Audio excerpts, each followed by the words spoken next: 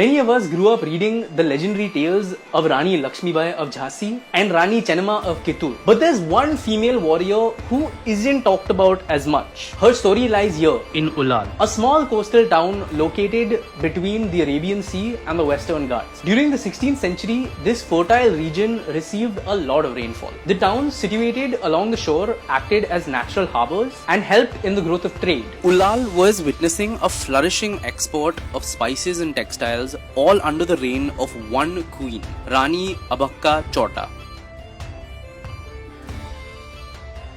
What the people of the town didn't know was that their queen was about to embark on a number of valorous battles that would make her one of the first Indians to fight against colonialism. She was about to fight the Portuguese for 4 decades and would come to be known by many as India's first female freedom fighter. This is the story of Rani Abakka Chota, aka the Abhaya Rani or the Fearless Queen. From a very young age, Abakka was trained in archery, sword fighting, diplomacy, military strategy and other skills that are needed to run a kingdom. Her uncle Tirumala Raya III gave her the throne to the Chota dynasty. But trouble began way back in 1498. Portuguese explorer Vasco da Gama had reached India. 5 years later, the Portuguese built their first fort at Cochin. And soon, with their naval skills and large armies, they won the kingdoms of several smaller rulers and established many trading forts along the western shores of India. What followed was the imposition of taxes. With their rising presence, the Portuguese started pressurizing local rulers to pay taxes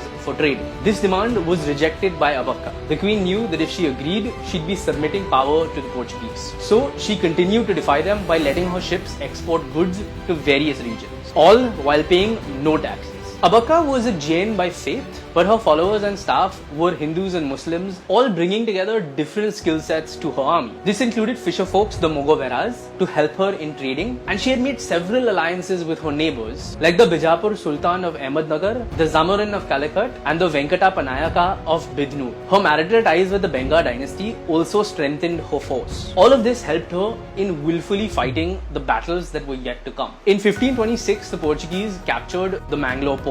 Just 14 kilometers south of Mangalore was Abakka's Ulal. The small town was flourishing with trade, and the fierce queen was not ready to accede to the tax demands of the Portuguese. So, Ulal became their next target. One of the attacks first took place in 1555. Because the queen had refused to pay tribute, the Portuguese sent their most senior naval commander, Admiral Don Alvaro da Silveira, along with his forces to fight the queen. But he was forced to retreat because of Abakka's courage and intelligence. In the years following their defeat, the Portuguese kept worrying about the pace at which trade at Ulal was growing. So they resorted to harassing tactics. First, they released a series of edicts which declared some of her alliances illegal. They then declared that all commercial transactions could only be done through Portuguese intermediaries. And for this, they demanded that their trade posts be set up in Ulal. Rani Abakka dismissed these rulings. So in 1567, the Portuguese decided to send their experienced general, João Peixoto, to attack Ulal. He captured the city and even entered the royal court. However, the queen was quick enough to escape. She took asylum in a mosque, and the same night she counterattacked the Portuguese army. With the help of her soldiers, she killed General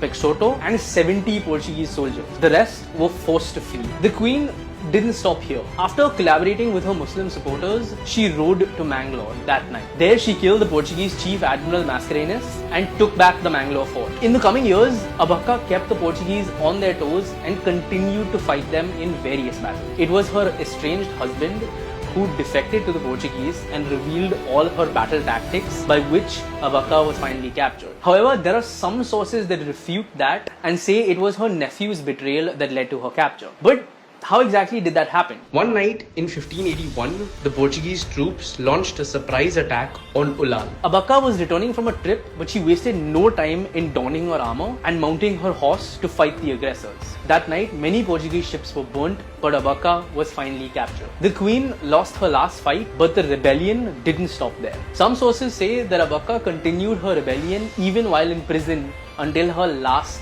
breath. Her story continues to be major folklore in the south. It is told from generation to generation from folk songs, Yakshagana theatre and Butta Kola dance, all of which narrate the tale of how the fearless queen fought the Portuguese. If you go to Code Road in Bangalore, right in front of the Mysore soap factory, you will notice a bronze statue of the victorious queen. And a similar statue also exists in Ulal.